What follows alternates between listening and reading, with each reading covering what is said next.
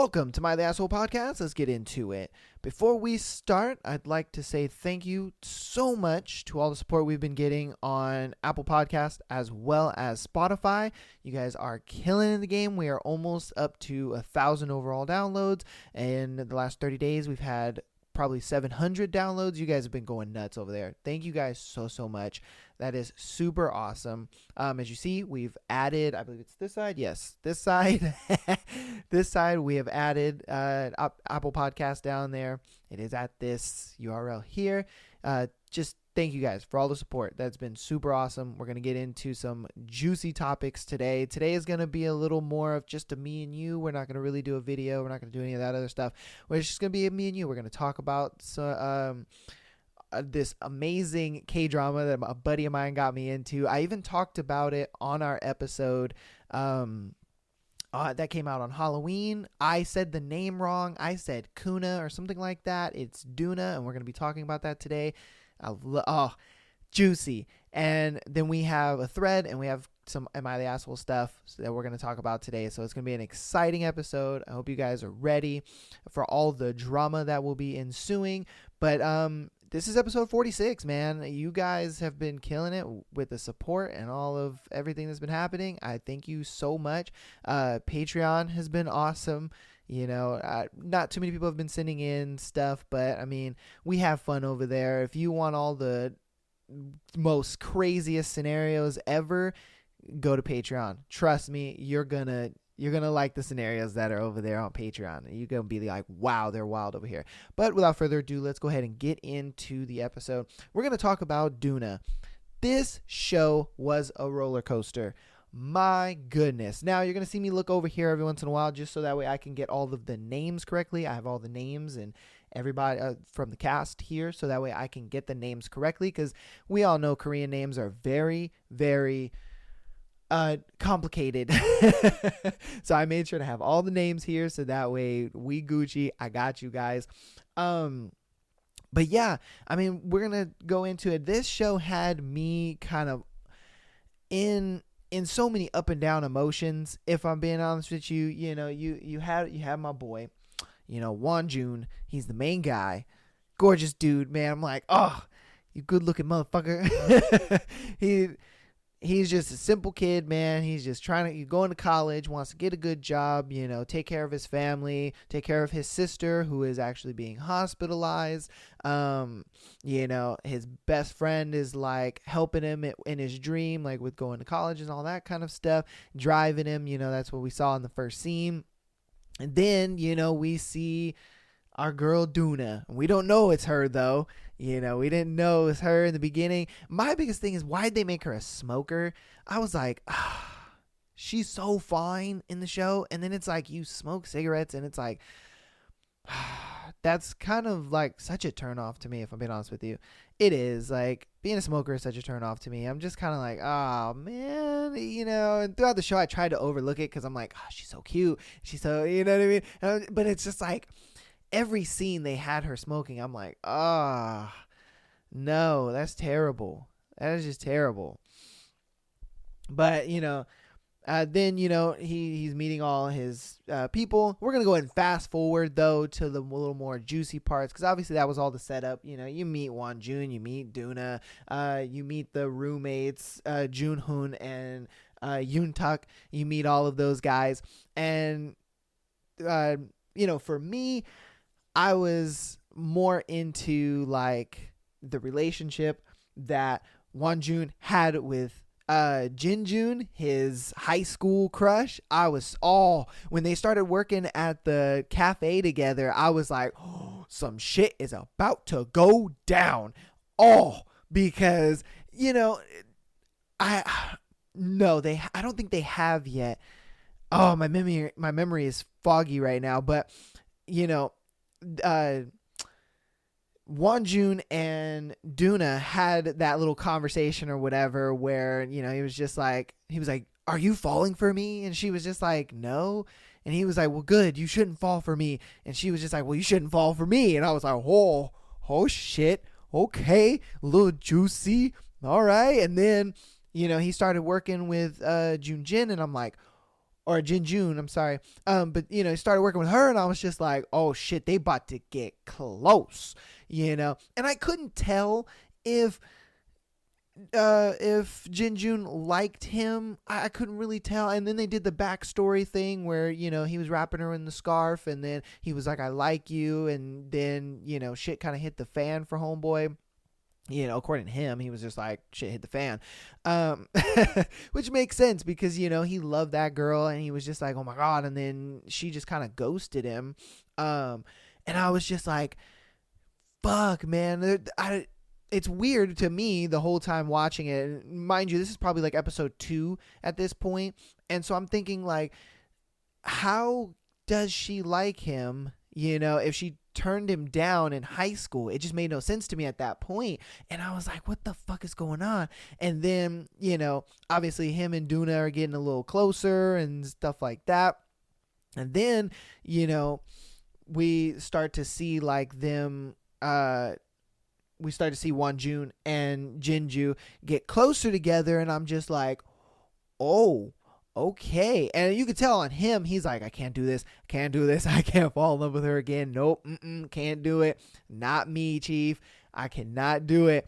And, you know, and all while he's like trying to, I don't know, he has this weird relationship with Doona, because it's like, with his relationship with Doona, it's like Doona's trying to get them together, but he's like, I don't want to be with anybody. But at the same time, it seems like he wants to be with her. And I'm like, what the fuck? It was weird. It just seemed like Wonjun wanted to be with Doona, but at the same time, he's like, no, I shouldn't be. And then Doona's like, oh, you should be with, you know, Jinju. You should be with her. And, you know, she's like trying to get them together, and, oh, you know, like, I think that sounds like she likes you, and this and that, and when they're doing laundry on the roof and whatnot. And I'm just like,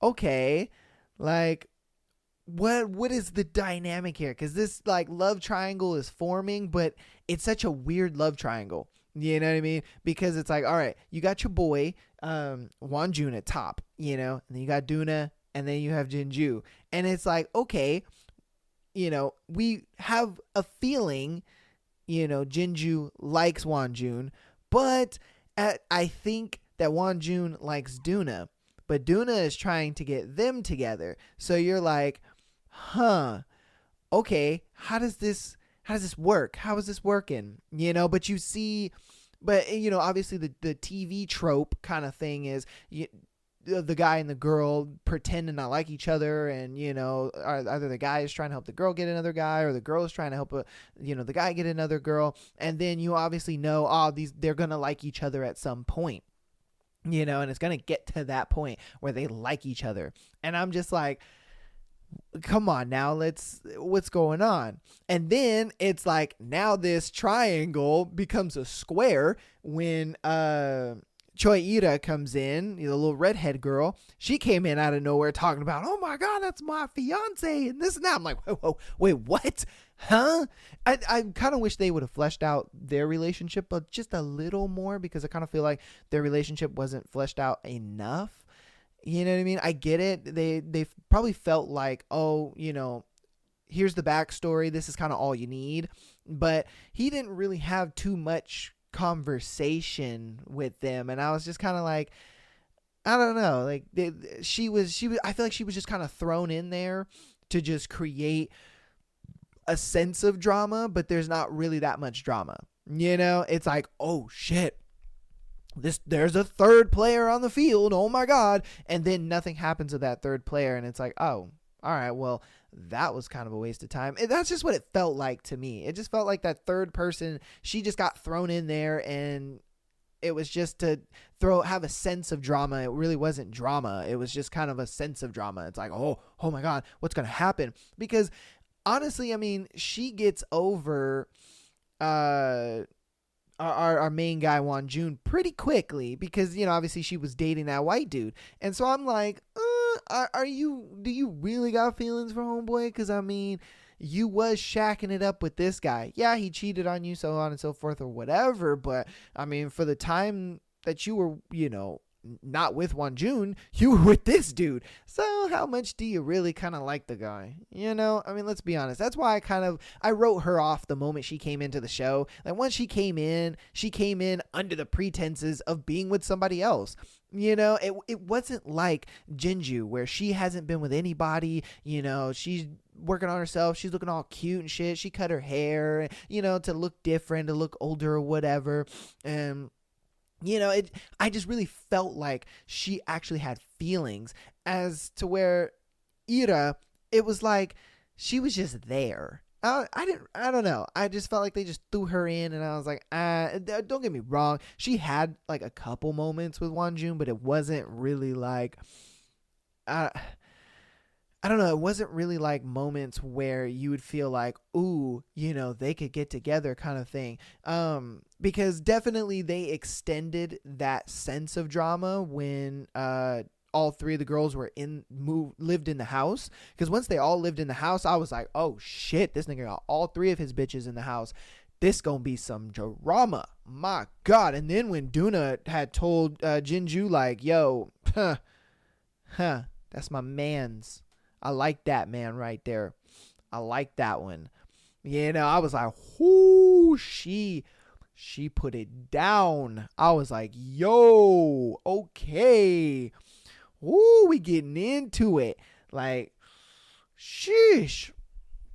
My goodness. But whew. And then let's fast forward a little more to kind of like when Wonjun and Doona kind of got together, you know, because obviously they had that passionate ass kiss under the little arch thing in front of their house, you know, and that nigga was like, she was like, let's go inside. He was like, get the fuck over here. And he wanted to make out with her more. I was like, oh, get it? Oh shit, get it. But let's fast forward to like when they went on the vacation and they went to that little countryside house or whatever, and everything seemed so good. I was like, oh. And it was one of those things where, you know, for me, if I was in Wonjun's position of like, you kind of have a girl who is very like erratic in her decision choices, and she doesn't seem like the right chick, you know, she doesn't seem like somebody you can have a long-term relationship with, just because her life is so all over the place and kind of crazy, and she's dealing with so much, and you know, there's just so much crap going on in her life, and she's a mess. That girl's a hot mess, if I'm being honest with you. And then you have a girl that does like you, but it took you, you know, 2 years to get over this girl. You're like, you know, so for me, I kind of would have tried with, you know, Jinju first, if I'm being honest with you. I would have tried with, because in my opinion, when in the later episodes, when Doona left, I feel like he was so regretting it. I feel like he was like, fuck, why did I fall in love with Doona? You know, why did I feel this way? Why did I do this? You know, because when Jinju, when they were on the little overlook and they were looking at the fireworks and stuff, and, you know, she confessed feelings and everything, like, I always liked you. I never stopped liking you. It was, you know, that's what it was. I was like, oh, my boy was like, damn it. I chose the wrong girl, because he's with Doona at this time. He's with her. They had the kiss, they had the moment, all that good stuff. And then Jinju was like, hey, you know, meet me here and let's watch the fireworks, and then she confessed and all that kind of stuff. And then I feel like he was just like, fuck, you know, like, if I would have known, and, you know, if I would have known before getting with her, or if I, you know, could have gone at this differently. I just feel like he was like, I wanted to go with her. And it was just one of those things where I was like, I feel for you, my guy. And then let's fast forward a little bit to, you know, when they were on the vacation and whatnot. My biggest thing I didn't understand is when the manager showed up in Wok. I didn't understand when he showed up. I didn't understand why Doona got into the car. I was like, the fuck did you get into the car for? You couldn't have had a conversation right there. You just had to leave my boy Wonjun just sitting at the house, wondering where you was at. And then he was just like, oh, you guys probably fucked. Because that's what he was thinking. That was he was just like, what is your relationship with that man? Because obviously you just hopped in his car, you let go of my hand, and you just hopped in his car like it was nothing. I just didn't understand that. And then for her to get out of the car and then hurt her foot and then go to the hospital with him, and then she didn't pick up his phone call. And I'm like, what were you expecting, Doona? What were you expecting? You got into the dude's car. You're at the hospital with him. You won't pick up his phone call. Like, what did you expect? When homeboy came home and you're out front, smoking or whatever, and then you want him to like talk to you and all that kind of stuff. When Won Jun was just like, nah, I can't do this with you. I was like, yeah, I feel you on that one, because it's like, bro, what are you doing? You know what I mean? What's going on here? Like, why the hell are you playing with with my boy's feelings like that? You guys could have had a conversation right there in that driveway, and then you could have told him, hey, look, nah, I don't want to be in the business, or I do want to be in the business, but this and that, and I don't know, whatever conversation you needed to have, or the conversation that they had in the car, they could have had that conversation and right then and there. And my boy Won Jun, he could have waited off to the side or something, or he could have been in the conversation. I just felt like she could have handled that so much better. And then when they have their little separation period, and my boy goes off to the military, he comes back, he's doing his school thing. Oh, that train scene wrecked you, boy. Wrecked.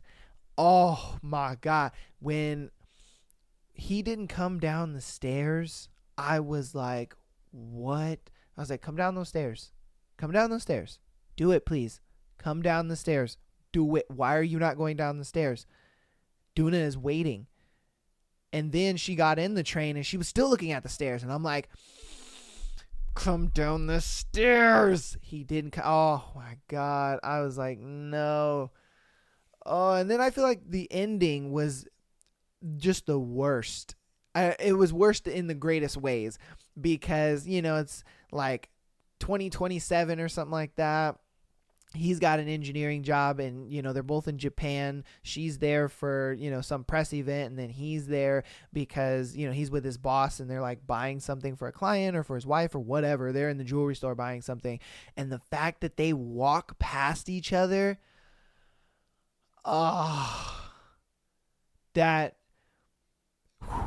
that put me in, I had so much pain. It hit me right here. I was like, oh. And then Doona turns around because she recognized him. She was like, oh, wait a minute. And homeboy just kept walking. He just kept walking. I was like, oh no. Oh my God. Everybody's been talking about a season 2, and I've talked with a lot of friends, that have watched the show either with me or, they just finished it or whatever. Personally, I don't want a season 2. I feel like it ended perfectly. I feel like they put me on such a roller coaster of emotions. They did it so well. The storytelling was nice. I feel like I connected with every single character, because we got to watch them grow up. It wasn't just in college. We saw that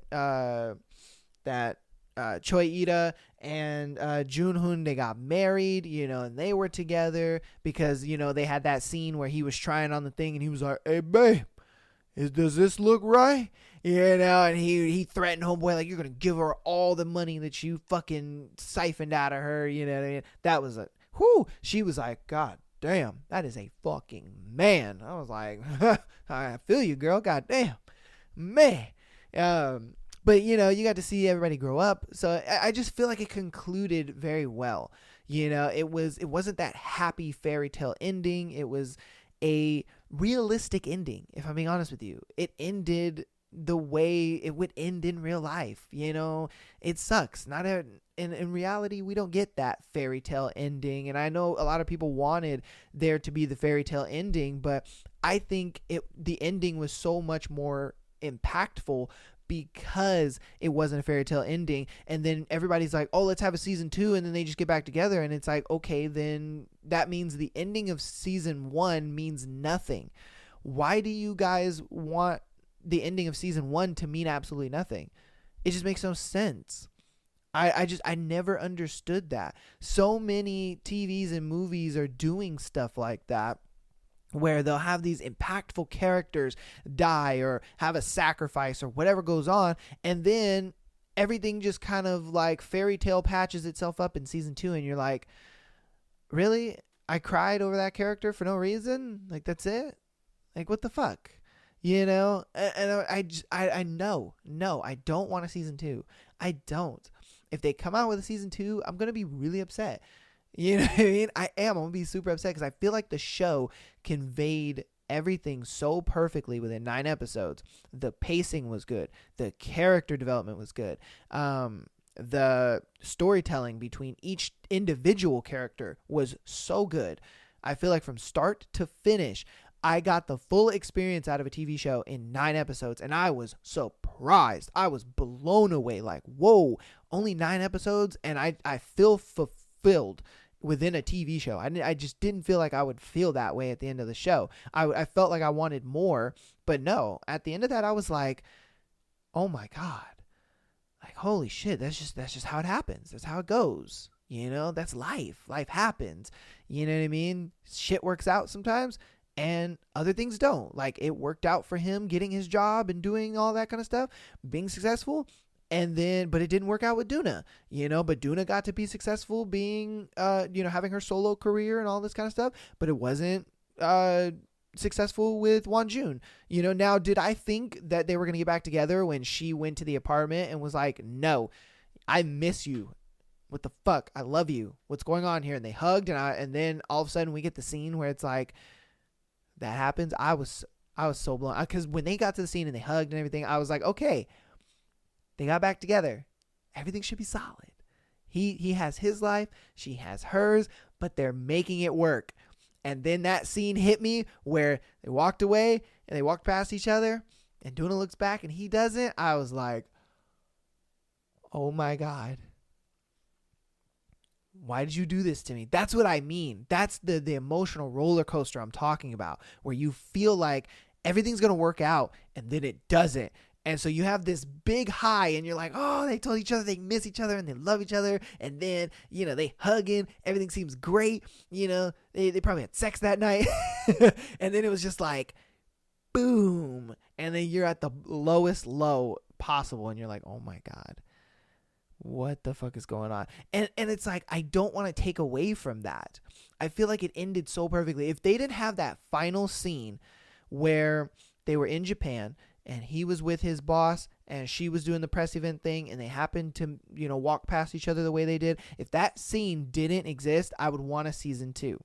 But the fact that that scene exists, there is no need for a season 2. It's over. All right? It's over, and it's beautifully over. I'm not going to harp on it anymore. I had to put that out there because I've been seeing so many people talking about like, oh, there needs to be a season 2. I hope there's a season 2. And even, you know, my best friend that was on the show, he, you know, he's like, oh, you know, maybe they'll get back together in season 2. And it's like, why?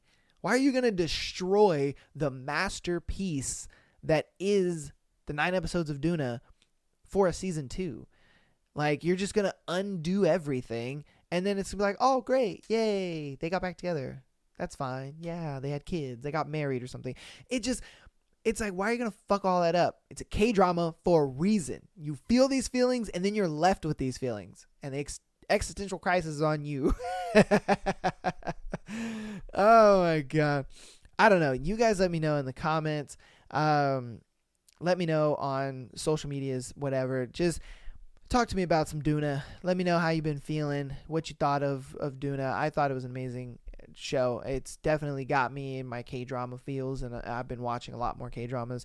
We'll probably talk about one I'm watching now. It's a little older one, but we'll talk about that one too in a future episode.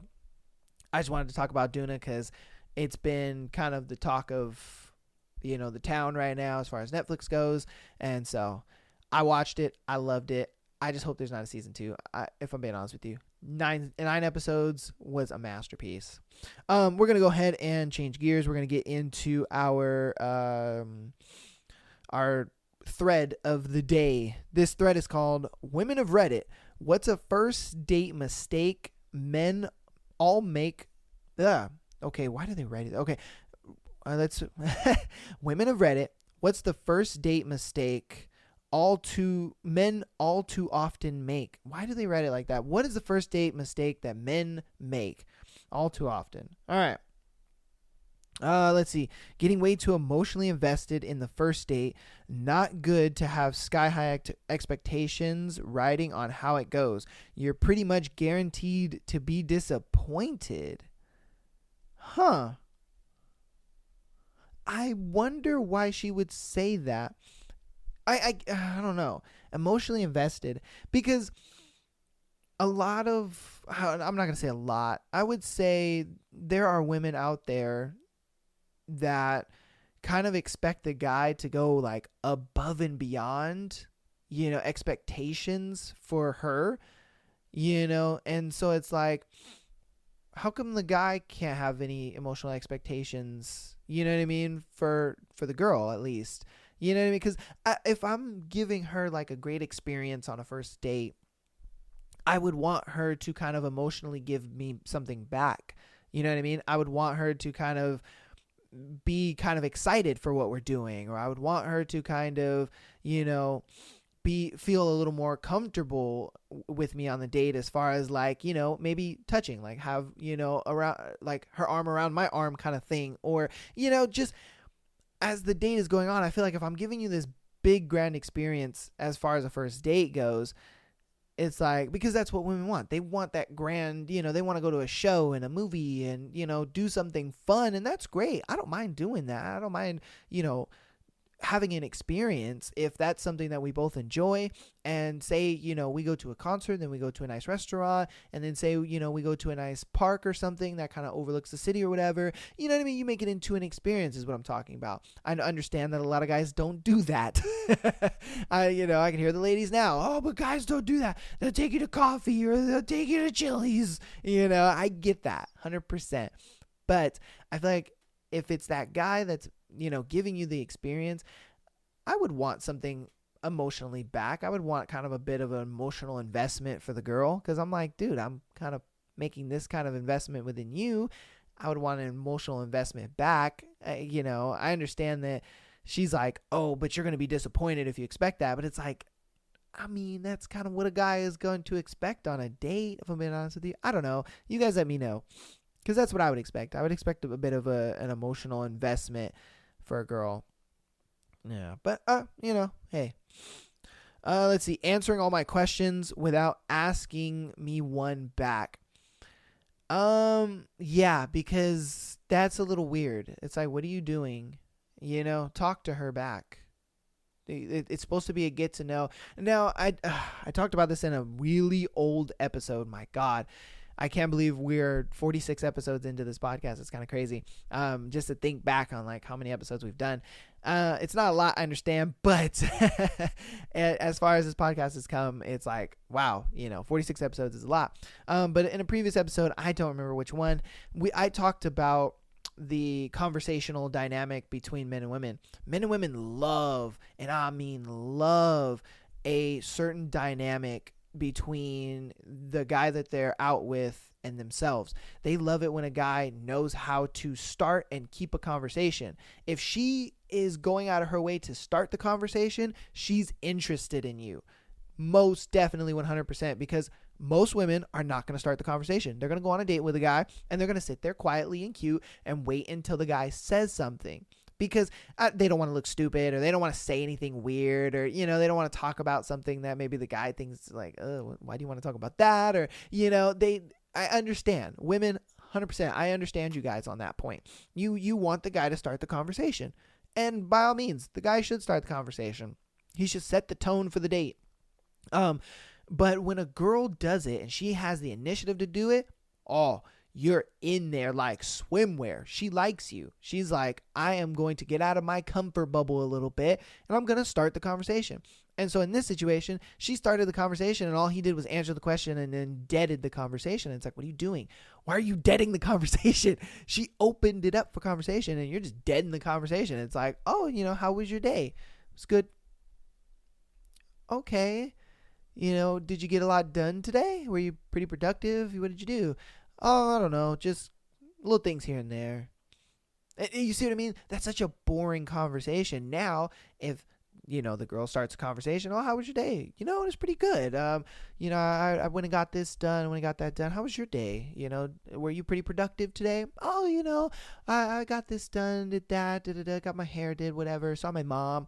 Oh, okay. Are you and your mom pretty close? Oh, yeah. I love my mom, blah, blah, blah. You see what I mean? You're continuing the conversation. You're not just deading the conversation right then and there. Women can't stand that shit. A guy that can't carry a conversation is not a competent man. You got to understand that. And women can see that instantly. So it's like, you guys need to learn how to keep a conversation. Keep it going. If she asks a question, you answer the question, and then you ask her the same question, or you bounce off what she said. Like when I asked the imaginary girl an example, and I was like, how was your day? And she was like, oh, I did this and that. I got my hair done. I saw my mom. Boom. Oh, are you close with your mom? Boom. Another question right there. Oh, yeah, me and her are really close. She might turn the question back on you. Are you really close with your mom or anybody in your family? Oh, yeah, kind of a mama's boy or whatever. Do you have any siblings? Oh, yeah, I have an older brother, blah, blah, blah. Oh, okay. Are you guys close or not really? It's like, oh, no. And then a lot of times the girl is going to always flip the question back on you, but that's okay. You flip the question, oh yeah, I got some siblings, blah, blah, blah. I got a younger brother, whatever, this and that, and blah, blah, blah. And it's like, oh, okay, and she might ask, she might ask other questions. But that's what I mean. It's that kind of back and forth dynamic. But if you're just answering the questions and you're deading the conversation, man, good luck. Good luck to you. Let's go on to the next one. Bragging. Also humble bragging. If it comes up naturally, I get it. But so many dudes are just dying to mention an award, ranking, name drop, or hint at having a lot of money that they will just awkwardly shove it into conversation. It gives me the sense that the guy wants validation from me instead of companionship. I understand that being proud of an accomplishment, especially if it took a lot of hard work. There is a difference between showing me that you care and showing off. I say this so many times, and I'm going to keep saying it. Women don't care what you have to say. I'm going to say that again. Women don't care what you have to say. They want to see it. They want action. Back in the day, early 2000s, so and so forth, maybe a little late 2000s, you could tell a girl, oh yeah, you're beautiful and this and that, blah, blah, blah. You could talk her up. That was the game back in the day. That was having game. But women nowadays have kind of wisen up to, the sweet talking and, the game. That's why us guys, we got to change the game every decade or so, because women are wising up to the game. And that's fine. But it's like, if you're the type of guy who's very, I would say, well off, you make good money, you make $100,000 a year, you have a good job, whatever the case may be, you don't have to do those kind of things like tell her that you make this much money, or that you went on this trip, or that you did that, or you did this. No. You show her. You be an example. Simple thing. If you're the type of guy who, is, let's say, internet famous or whatever, and this girl doesn't know that you have, let's say, 100,000 followers on Instagram. Let's say that. Now, you kind of want to appeal a little bit of that to her. You kind of want to do that. You can easily bring that up in conversation to the point where it's just like, oh, what do you do for work? And it's like, oh, I do this for work, blah, blah, blah. Oh, that's interesting. And you talk about it for a little bit, and she may ask you what you do for work. And it's like, oh, I actually do social media influencing and this and that. This is my profile. And you don't say that you have 100,000 followers and fans and all this kind of stuff. You don't say that stuff. You just simply show her your thing, like, because it came up naturally in conversation, and you show her and she's like, whoa, wow, oh my God, you must be really popular, this and that, and you just stay humble with it. Oh no, it was a passion of mine. I kind of turned it into a job. It's this and that. It's great. So on and so forth. And so it's like, you're showing her, but you're not bragging to her. You're not sitting there like, oh yeah, guess what? I got 100,000 followers on Instagram. Ain't that crazy? I'm so popular on there, girl. It's nuts. I constantly have people hitting me up. You see how that sounds? That sounds just stupid and it sounds braggy compared to, oh, oh yeah, this is what I do for work. Oh wow, you have a lot of followers on there. Oh yeah, it was just a passion of mine. It turned into work. It's like, keep it subtle, guys. Keep it subtle. If you're the type of guy who makes a lot of money, you have a nice car, come pick her up in that car. Hey, I'll pick you up. If she doesn't want you to pick her up at her house, be like, hey, I'll meet you somewhere and I'll pick you up and then we'll drive to the place. You can do that too. Or even if you guys meet at the place, park somewhere, and then when you guys are done with dinner, you kind of walk her to like your car, or you just be like, oh yeah, I'm parked over there, like that's my car right there, I'm not too far or anything, but you don't say like, oh yeah, I'm that nice car right there is mine, or the you see that super cool car over there, that's mine. No, you just be like, I'm parked over there, that's me.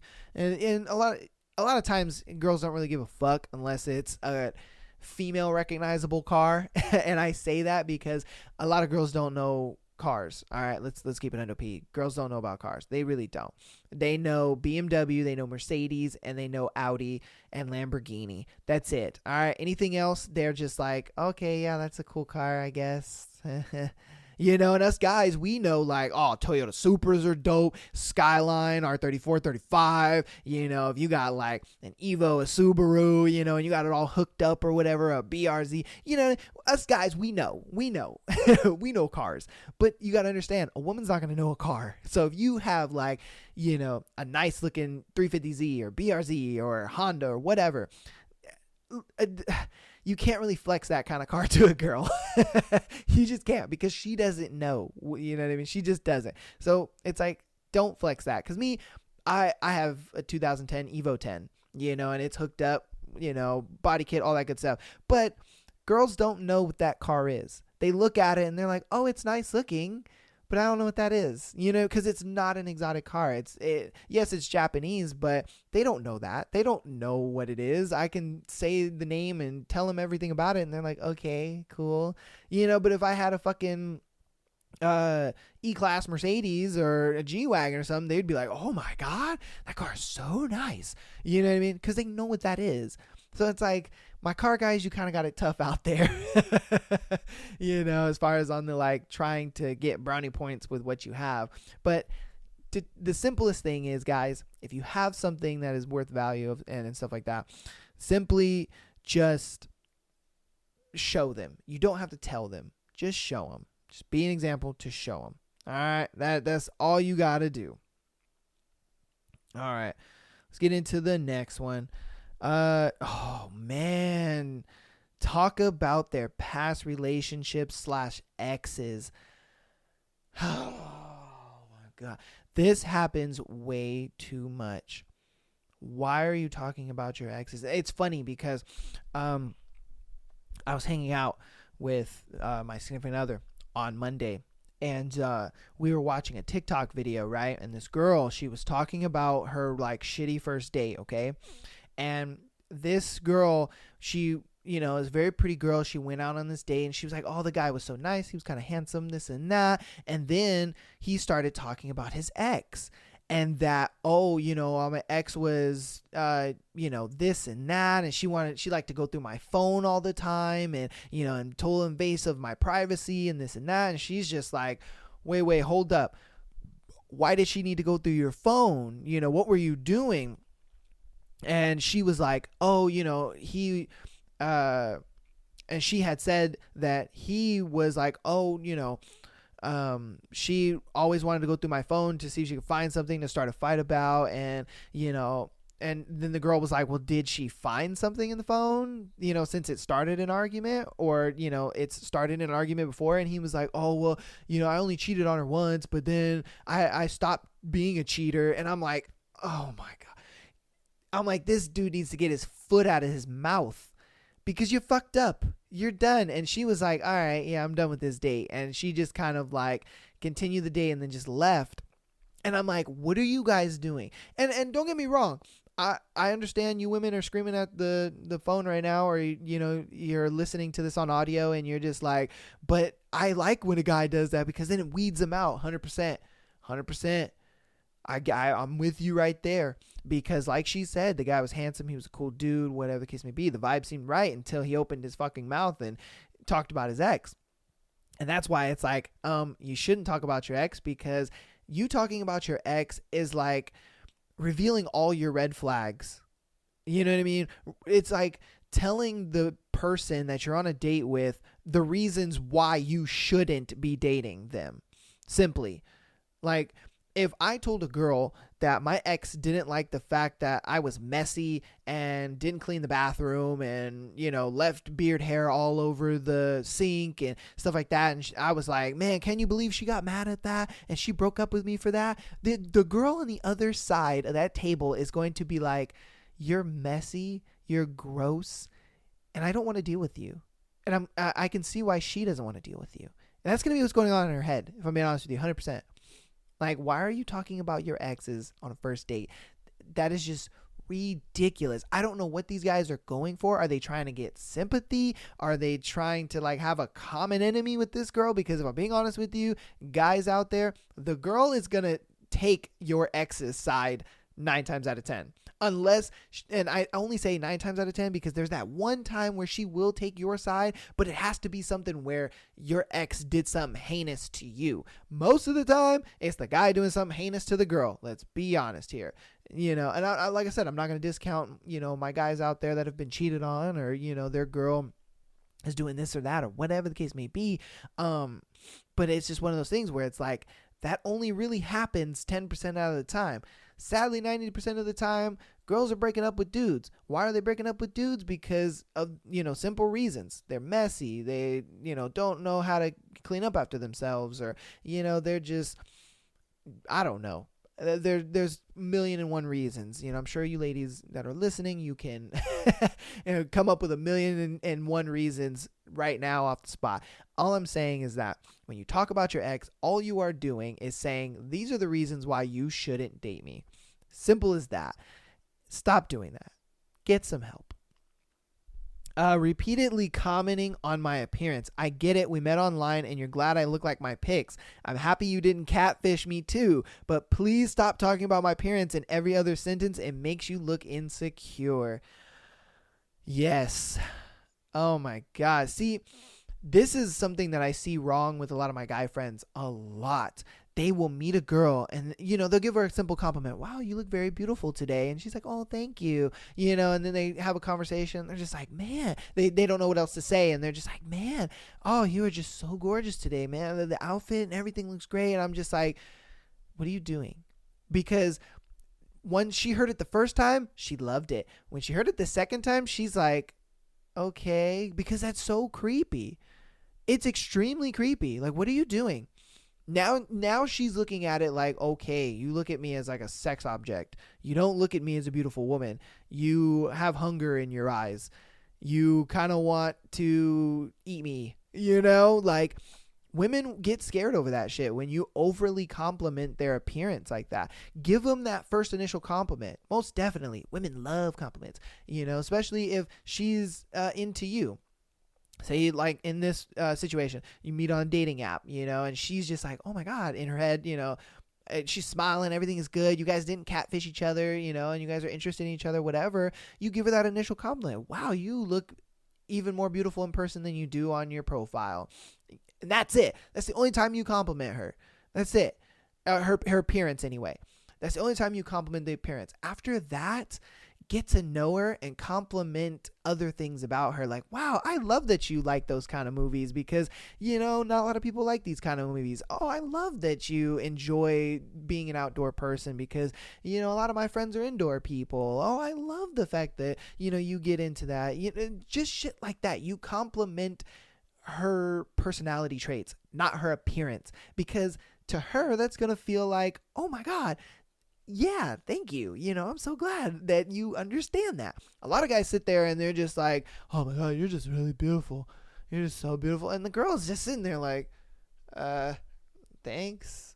Yeah. Oh, once you get the, oh, thanks. Well, once you get that, you're done. You're done. She's over you. She's over it. She's done. She doesn't want, that date is done. In her head, the date's over. She's thinking about what she's going to do when she gets home. She thinks about like, how long it's going to take for this date to end. She is counting the seconds in between every minute while she's with you. Oh my God, it's long for you. Oh my God. And so many men are so oblivious. You know, they're so in their own head. They don't see what she's doing. And it's just like, oh my God. It's long out here. I've been on 3 first dates where they were texting or using social media from half the date to almost the entire date. Mid-date, the third guy, I grabbed my coat and walked out. He texted me as I was walking through the door, "Where are you going?" If you're actually interested in the person you're on a date with, don't use your phone unless it's urgent. Oh my God. We've had a lot of these situations happen in previous episodes. Again, so many episodes back. I would probably watch somewhere around like the first 10 or so episodes. It's in there somewhere where a guy went on a girl with a blind date and she was super interested in him and he was just on his phone or whatever. And he was like, "Can't we just multitask? You know, we can multitask, can't we? Like, what the heck?" And it's just dumb. My biggest thing is when you're on a date, silence your phone and put it away. That's, you know what I mean? Like when you're on a date, just be about the person that you're with. And I feel like a lot of people understand that. There are just some people that just don't get it. You know what I mean? I don't know how often that really happens. I've never really had that happen to me, like with a girl. You know, you would think it would just because, you know, girls are attached to their fucking phones 24/7. When I first talk to a girl, sometimes maybe they're kind of on their phone, but not too much. But I don't really see that in guys too much. But I'm sure it happens. Oh, that take you to Applebee's. Come on. What's wrong with Applebee's? Come on, man. Someone replied, "Yeah, just had another one of these dates 2 weeks ago. I'm asking him all sorts of questions about him and keeping the conversation. He asked nothing about me. Then later, no text." Oh, okay. I think that was probably to something else. But take you to Applebee's? What? Oh, okay. Here it is. That's what I'm saying. Okay, somebody replied, "What's wrong with Applebee's?" Like, I don't understand that. It makes me feel really weird, really liking the closest Applebee's to me. All my friends like it. Guess we've just got one of the good ones. Yeah, I don't understand what's wrong with Applebee's. What's wrong with Applebee's? Is it not a place for a date? Do women not enjoy like that kind of food anymore? I just don't understand that. Because you can't take a girl to an Olive Garden anymore. You can't take a girl to a BJ's anymore. You can't take her to... It's like, why? Why can't we take you to those places? We're on a first date. It's a decent restaurant. Good food. You know what I mean? We're going to have some great conversation. Hopefully the guy can communicate better, you know, like we just talked about. And hold a conversation. I don't know. I don't understand that. I'm not saying this is all women. I'm just saying that there are women out there who won't go to Applebee's for a date. Why? Why won't you go to Applebee's for a date? I don't know. You let me know in the comments. Would you let a guy take you to Applebee's on a first date? And if you won't let him take you on Applebee's for a first date, why? Because I don't see anything wrong with Applebee's. I'm a guy, but hey, you know. Let's see. Oh, ask about bra size and surgical history. Tell me their kinks and fetishes. Curse a lot. Assume I'm going home with them. Okay. Bra size, I understand. The fuck are you asking about bra size? She must have, you know, big ones. So maybe guys ask a lot. But at the same time, it's like, why are you asking? Why do you need to know that? You know, are you going to buy her a bra for her birthday or something? Like, what's going on here? I don't get that. Why would you ask a girl for a bra size? That makes no sense. Surgical history. What the fuck is surgical history? Does he want to know if she got plastic surgery? Is that what's going on? I've never heard that. That's surprising. You guys let me know in the comments. Women, obviously. Has a guy ever asked you about your surgical history? You let me know. I don't know. That makes no sense to me. And then the kinks and fetishes thing, that's a little weird. Why are you telling a girl about that on the first date? That's that's a little weird. All right, I'm gonna move on from that one. Most commonly trying way too hard to impress me. I don't need a fancy dinner. The first time we meet, I don't care how much you can drink or how much your clothes / car / rent cost. Be a human being and relax. Make decent conversation. Just be yourself. I'm probably going to like it more than whatever puffed up version of yourself you're playing. Exactly. That's exactly what I was, saying with the whole Applebee's and all that other stuff. I'm like, what's going on here? Why do I gotta do all this extra stuff? Now, don't get me wrong. Sometimes, yeah, I want to do that. I want to make it an experience for a girl, so she can give me that emotional investment back, most definitely. But, at the same time, it's like you can get emotional investment out of just a casual kind of thing. You go to a casual restaurant like Applebee's. Fuck's wrong with Applebee's on a first date? Like, come on now. I'm just saying, it's like, why can't I take a girl to just a chill spot? Like, why can't we go to Chili's? Why can't we go to BJ's? Why can't we go to Olive Garden? Why can't we go to these places? What's going on with that? But yeah, I agree with her on that, All right. Oh man, this is going to be a big one. Don't go all in right away. And I'm not saying that you should just play games or be a jerk, because women like that. If I meet a guy and he's instantly starts offering me the world and going overboard with gifts and fancy plans, I lose interest. That doesn't feel sincere to me. It feels like he's happy to have found someone, not that the someone is me. And if he's offering all that to me so quickly, what's to stop him from offering it to someone else when he does really get to know me and see that I'm not some magical goddess queen, but a really normal person who maybe doesn't live up to the extremely high expectations he set. But also, if a guy starts offering me the world and gifts, it makes me think that he feels he has nothing else to offer. Be yourself, take it slow. The right girl won't need the world or gifts. You'll be enough as you are. As much as you want to show her your worth, time, let her show you that he has worth the time too. It goes both ways. You want some... Okay. She's just going more into gifts and all this other crap. This is what I mean when I say that you should be a guy who just shows. You don't have to kind of like, fuck. Oh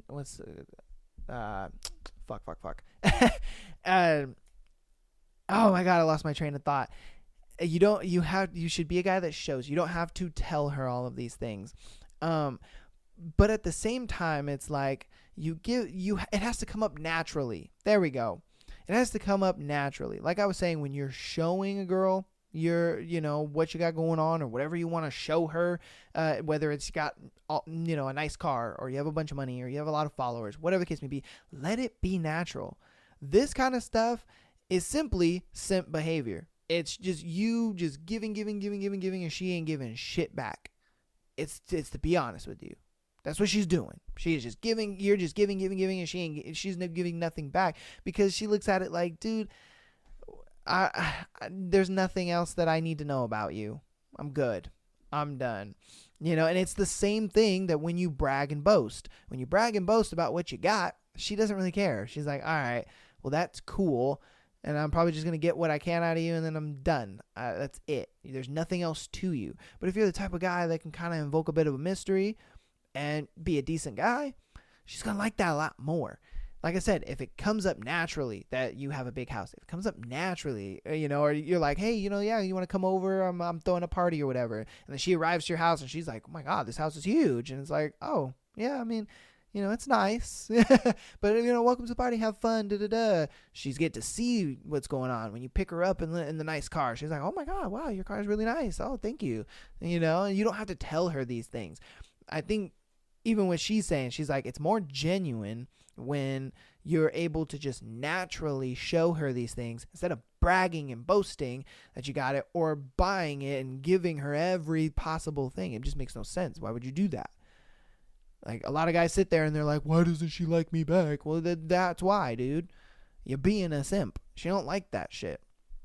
It makes no sense why people think that, or guys anyway, think that girls just, if you give them everything right up front, they're going to be like, oh my God, I love you. No. No, you gonna get finessed. That's what you gonna get. A lot of times, man, she's probably being nice about it, but I can guarantee you she's finessed at least a few dudes. Like, come on now.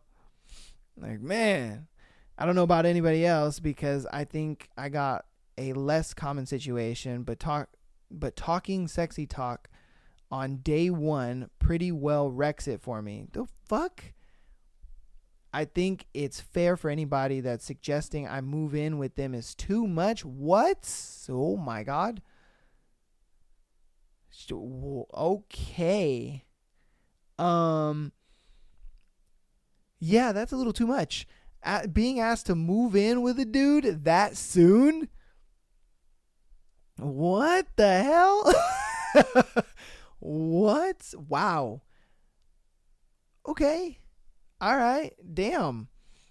That is a big thing, though. I've been seeing that a lot where couples will get together and they're only like 2-3 months together and then they start living with each other. I'm like, what are you doing? And then the couples that do the whole 3 months and get married thing or 6 months and get married, it's like, what are you really doing? The fuck have we entered? Like, is just that the dating world nowadays? People are like so afraid to lose the person that they have. They're just like, oh, if we move in together and then we get married within 3 to 6 months, they won't cheat or something. Like, the fuck is going on? I could never. That is terrible. That is terrible. My goodness. Let's gonna go ahead and end that thread of what men make mistakes on first dates. I mean, you guys let me know what mistakes have guys made on a first date that you've had. I'd love to hear it because a lot of these, it's like they could be so fixed. Like, what are you guys doing? A lot of them could be so easily fixed. I don't get it. I really don't get it. Like, ay. Ugh. All right, so we got a couple scenarios here. We're going to do 2 good scenarios, and then I have a fan scenario, and then we'll go ahead and close out the show for you guys. Let's see. This one is he cheating or am I just paranoid? All right, my boyfriend and I have been together for 3 years. Last night I went out to a hangout with a childhood friend and was instructed to wake him up by sitting on his face when I got home. Okay. While I happily obliged. As we proceeded to get into position, she pulled his mushroom tip out and they began 6 to 9. Whenever I was about to put his mushroom tip in her mouth, I had a very off-putting smell. Oh, okay. Let's see. At this point, I'm starting to think it was a smell of another woman on his mushroom tip. Oh, it smelled pretty similar to whenever my boyfriend and I have sex, and he pulls out to have oral. I'm trying to keep it friendly, family friendly over here. Come on, guys. Man, y'all be sending in some wild shit. All right, I gotta keep it family friendly. Fuck. Now I wasn't just jumping to that conclusion. Maybe he had sweat situation happening, but the bottom of his shaft and down to the nutsack was normal, clean, no smelling odor. It was just the tip, and it had that one particular smell, almost as if he had sex with someone just right before. I don't think he would cheat on me, and I don't have any reason to believe that he did. I just think as a woman, when you can smell sex on someone, I believe that I did. Any advice? Man, come on, guys. Let's keep it family friendly over here, please.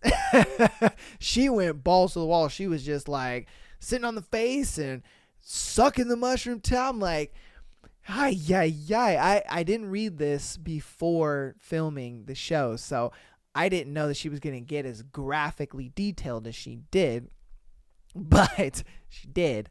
Let's keep it family friendly, guys, please, just a little bit. All right. But yes. All right. I don't know because my significant other, she told me that, when you're eating the pum, it can dye the beard. So like if you have a dark beard and say you ate another girl's poom or whatever, it can dye the hair. And if you have like a lot of blonde hairs or you have blonde patches in your beard, then that means you've been cheating and you've been eating another girl's poom. And I'm like, oh wow. So with her kind of smelling this, smell on his mushroom tip the way she did, it kind of makes me feel like maybe he did. And maybe you're not just paranoid. I mean, I wish that she maybe looked into it a little more, like, who's he been talking to, or maybe check his phone, or just see if he's been like very, like hidey about his phone kind of thing, just what was kind of going on, that's the information I kind of wish I had, because then it'd be able to help, off smell. Maybe he didn't take a shower that day, and it stank. He went to work, or maybe, he didn't do laundry. So, he doesn't have clean underwear, and that could be a thing too. I don't know. I have no idea. I feel like I can't help you out on this one. If I'm being honest with you, you're probably going to need a girl's help on this one. I get it. You're like, I know nothing about wieners, so I'm going to ask a guy. But I don't know. I've never had a girl be like, it smells different. Why does your penis smell different? And I'm just like, what? I don't know. I've never had that happen, so I don't know. But I've been told that, the whole like, if you eat your girl's pum and then eat another girl's pum, then it changes, it dyes the beard. So I'm like, maybe with that piece of information, it could change that. I don't know. I've also heard that like, a weird way to tell if a girl's cheating is like if her pH balance is thrown off crazy, then that means, she been smacking up two dudes at the same time. I don't know if that's true either. I don't know. You ladies, let me know. What do you think in this situation? Where is this dude cheating? Would you smell your man's junk to see if I try to keep it family friendly over here? Would you smell his dingling? And if it was smelling weird, would you think he'd be cheating? You guys let me know. You let me know. Let's see. Am I the asshole for saying her buying lingerie doesn't count as a present for me? Okay. I've been with my girlfriend a little less than 2 years. Living together for 3 months. Wow, really? Damn. A little less than 2 years and you're already living together?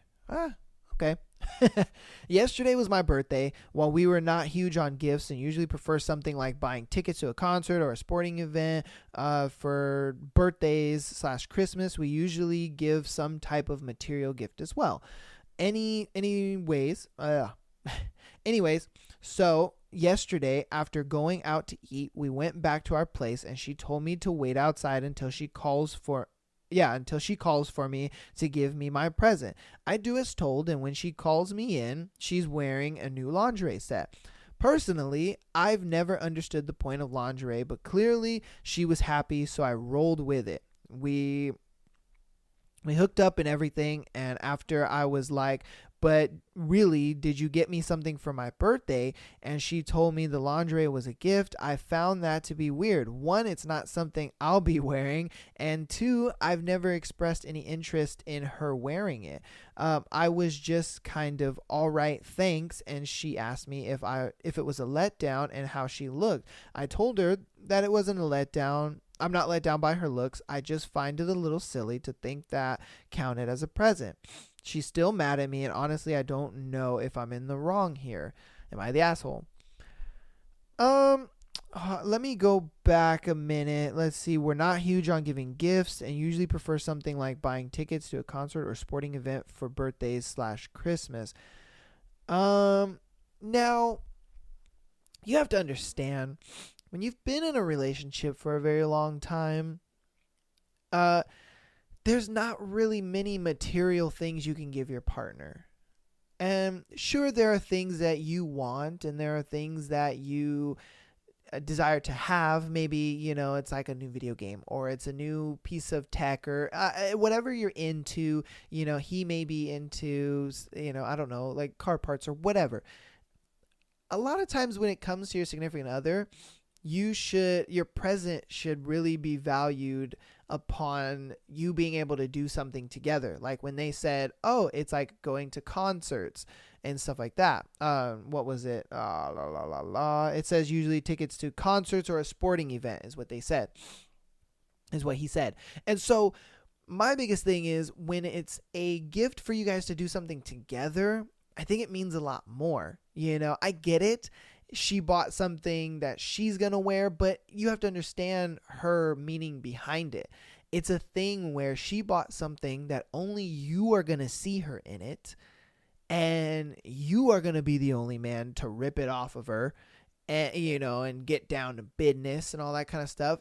I get where she was coming from. She wanted to make it into experience. She wanted it to be a birthday to remember. You go tell your homies like, hey man, how was your birthday? Dude, man, birthday was off the chain. I ain't gonna lie to you. My girl got this new little get up.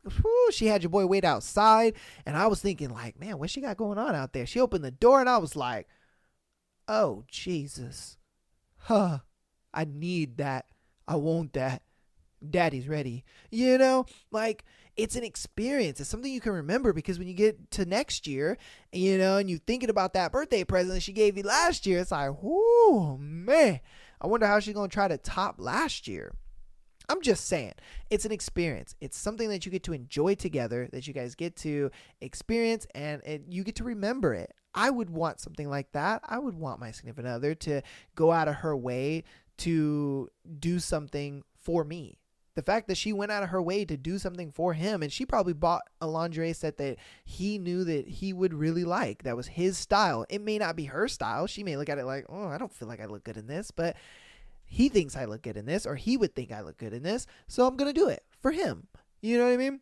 And I would, just the amount of effort that she put in, the amount of thoughtfulness she put in on it, I think you are the asshole for this one, because it's like, dude, come on. She's doing all this for you. She love you, my guy.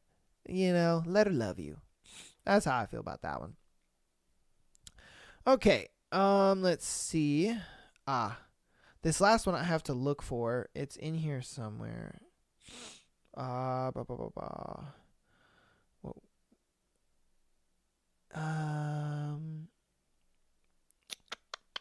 Shoots, hold on.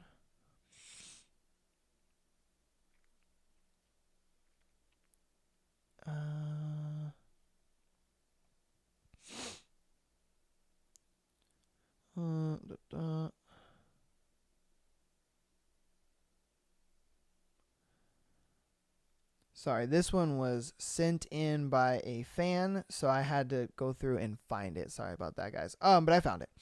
Okay, so am I the asshole for leaving my 26 male fiance? Yes, leaving my 26 male fiance, 26 female over not having sex. Now, if you want to send in your very own Am I the Asshole scenario, patreon.com/Am I the Asshole podcast. Just the way it's spelled, just like that. So if you guys want to send in yours, go to patreon.com. It'll be in the link tree. The link tree is always going to be on there, as well as if you are on Apple Podcast or Spotify, go ahead and click the support the show, and it'll take you right to the Patreon. The Patreon is $3 a month. You get exclusive episodes every Friday, as well as being able to send in your own Am I the Asshole scenarios, just like this girl did today. So please help out the show. I appreciate you guys. Now let's get back into the scenario. All right. So exactly what the title reads, I'll try to keep it short. And boy, does she not keep it short. So I and my fiance have been together for over 5 years now. In the first 3 years of our relationship, our intimacy was amazing. We were each other's first and explored our likes and dislikes together. However, in the last years, it's almost non-existent. It happened out of nowhere. She started being disinterested in intimacy. Okay. At first, I thought it was a phase, but it's the case of 2 years now, and I'm always the one who initiates and gets rejected in the end. I asked her if there is any... Oh, this is a male. Okay. I'm trying to figure out if this is a guy. Okay, so it is a guy, and it's a female, because I'm like, what's going on here? I thought it was a girl. My fault. So... I'm always the one to initiate and get rejected in the end. I asked her if it was a problem and if there's anything I can do better, but she says there's nothing going on. She rejects getting her hormones checked. Mind you, she's not on birth control. I tried to give her space for months, but it did not work either. Every other aspect of our relationship is good, at least for me. She also agreed to it when I asked. I have a relatively high libido, and I started going nuts for the last few months now. Only time we have sex is when I earn it. Yes, it's a reward for our anniversary day and other small occasions. I do not feel desired nor wanted, and it's the most important part of our intimacy for me. I do not want to have sex with a laying wood. Long story short, after having one last talk with her, I told her I want to break up, which she did not welcome. She told me it would get better once we were married. Even tried to initiate intimacy at the very moment. To be honest, I do not think that it'll get any better. It's like thinking that marriage will get better with every problem we resolve once you have children. Okay. I probably read that really wrong. It's like thinking that marriage will get better and every problem will be resolved once you have children. Since then, mutual friends and her family and other people have been criticizing me. They call me sex crazed. At first, I have been trying to ignore the comments, but it has gotten so extensive that I doubt my chance. Am I the asshole here? Damn. And that's such a tough thing to deal with, because it's like you've been with this girl for 5 years, and then on top of that, it's like the first 3 years were great, and then these last 2 years you guys hardly ever have sex. I wonder why. And it sucks because he asks and he's like trying to communicate with her, hey, what's going on? Why is, are you not feeling it? Why are you not feeling it if you're not feeling it? Why do I have to earn sex and stuff like that? Like, that is such a tough thing to do. And I understand why he would sit there and be like, I want to break up, because it's like, dude, I don't feel loved. I don't feel wanted. I don't feel cared. I get it. He's the type of guy that has a high libido. And then on top of that, you got to understand, this is the only girl he's ever had sex with. He said explicitly that they were each other's first. And so I can understand how his libido could be very high, because this is the first time he's had sex. This is his first girl. And the fact that you've been with homegirl for 5 years, man, bro, I can see why, you have this kind of festering up. And then I understand you're the type of guy that doesn't want to cheat on her. You're like, I don't want to do any of that. I love her. I care about her. And my biggest thing is, I don't think you're the asshole in this one. I think you breaking up with her makes sense, because for one, you don't feel loved. And then two, you're being frustrated and you're lacking something in the relationship that was there in the beginning of the relationship and should have stayed there in the relationship, if I'm being honest with you. It's like, why are you going to punish me for being a good guy? And if the reason she doesn't want to have sex is because she's not like sexually interacted with or sexually attracted to him anymore, then that's again another reason why they should break up and not be together. I understand for women, they can be in a relationship and the physical side of it doesn't even have to be there. It's why a lot of women enjoy long distance relationships and stuff like that. Not really long distance relationships, but more of online relationships, because for them it's like, I don't need the physical, but for a guy, they need the physical. And it's understandable. It's like, dude, I'm not having sex with anybody else. I'm having sex with you, but you don't want to have sex with me. So it's like, what are we doing here? I'm not going to go cheat on you. I'm not going to go do all this other shit. So my thing is, it's good on you for breaking up with homegirl. You should break up with her and just kind of be like, look, man, I need my space. I'm not saying go out there and, have sex with a bunch of girls as you want, but give her a little time to miss you, maybe. Give it some time. Let her miss you a little bit. Spend some time away from each other. You guys have been together for 5 years. It's a long time. But my biggest thing is, go ahead and split up. Tell her, look, I'm not going to go out there and mess with other girls. You do what you going to do, but that's going to be me. And I'm gonna give you some space, and if we can come back and we feel like we have this love for each other and we're solid and we're ready to go, and you kind of have been able to have that time to kind of miss me, and it works. It could work out. Most definitely, it could work. But if it's a thing where you guys broke up and you're ready to go chase some new, do your thing, man. Do your thing. All I'm saying is the only way you could really fix this is like spending time apart. Spending time apart will help you guys big time. So that's just how I see that. That's going to go ahead and be the end of this episode. I appreciate you guys so much for listening and watching. Spotify, guys, thank you guys so much. Apple Podcasts is going crazy too. We've only been on Apple Podcasts for a week or two now. Probably a week and a half. I don't know. But, we're closing in on that 1,000 downloads. You guys are going crazy over there. Thank you guys so much for all the support. TikTok is going crazy.